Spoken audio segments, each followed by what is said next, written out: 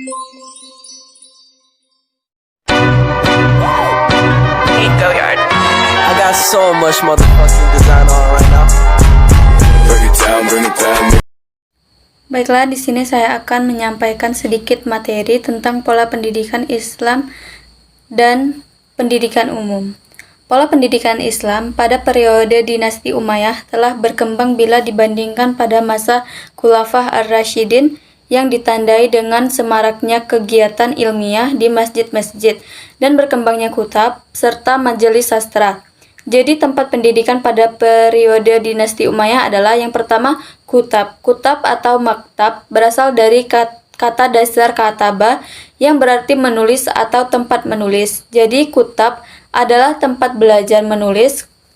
Kutab berupa tempat belajar menulis dan membaca, menghafal Al-Quran, serta belajar pokok-pokok ajaran Islam. Adapun cara yang dilakukan oleh pendidik di samping mengajar Al-Quran, mereka juga belajar menulis dan tata bahasa serta tulisan. Perhatian mereka bukan tertumpu mengajarkan Al-Quran semata dengan mengabaikan pelajaran yang lain. Akan tetapi, perhatian mereka pada pelajaran sangat pesat.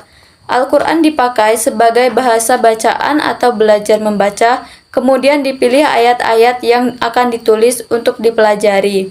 Yang kedua, kalau dilihat di dalam sejarah pendidikan Islam, pada awalnya dikenal dua bentuk kutab, yaitu pertama, kutab berfungsi sebagai tempat pendidikan Islam yang memfokuskan pada tulis baca. Yang kedua, kutab tempat pendidikan yang mengajarkan Al-Quran dan dasar-dasar keagamaan. Peserta didik dalam kutab adalah anak-anak, tidak dibatasi baik miskin maupun kaya.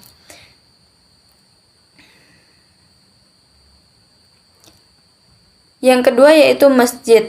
Setelah pelajaran anak-anak di kutab selesai, mereka melanjutkan pendidikan ke tingkat menengah yang dilakukan di masjid. Peranan masjid sebagai pusat pendidikan dan pengajaran senantiasa terbuka lebar bagi setiap orang yang merasa dirinya tetap dan mampu untuk memberikan atau mengajarkan ilmunya kepada orang-orang yang haus akan ilmu pengetahuan. Pada dinasti Umayyah, masjid merupakan tempat pendidikan tingkat menengah dan tingkat tinggi setelah kutab. Yang ketiga yaitu majelis sastra. Majelis sastra merupakan balai pertemuan yang disiapkan oleh khalifah, dihiasi dengan hiasan yang indah, hanya diperuntukkan bagi sastrawan dan ulama terkemuka. Balai-balai pertemuan tersebut mempunyai tradisi khusus yang mesti diindahkan seseorang yang masuk ketika khalifah hadir. Mestilah berpakaian necis, bersih, dan rapi, duduk di tempat yang sepantasnya, tidak tertawa terbahak-bahak, dan meludah tidak menginggus dan tidak menjawab kecuali bila ditanya. Ia tidak boleh bersuara keras dan harus bertutur kata dengan sopan, dan memberi kesempatan pada si pembicara menjelaskan pembicaraannya serta menghindari penggunaan kata kasar dan tawa terbahak-bahak. Dalam balai-balai pertemuan seperti ini disediakan pokok-pokok persoalan untuk dibicarakan, didiskusikan, dan diperdebatkan.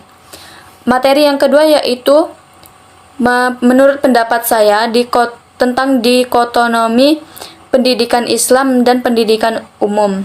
Dikotomi pendidikan Islam adalah dualisme sistem pendidikan antara pendidikan agama Islam dan pendidikan umum yang memisahkan kesadaran keagamaan dan ilmu pengetahuan. Itulah materi yang dapat saya sampaikan, lebih dan kurang saya minta maaf. Saya akhiri. Wassalamualaikum warahmatullahi wabarakatuh.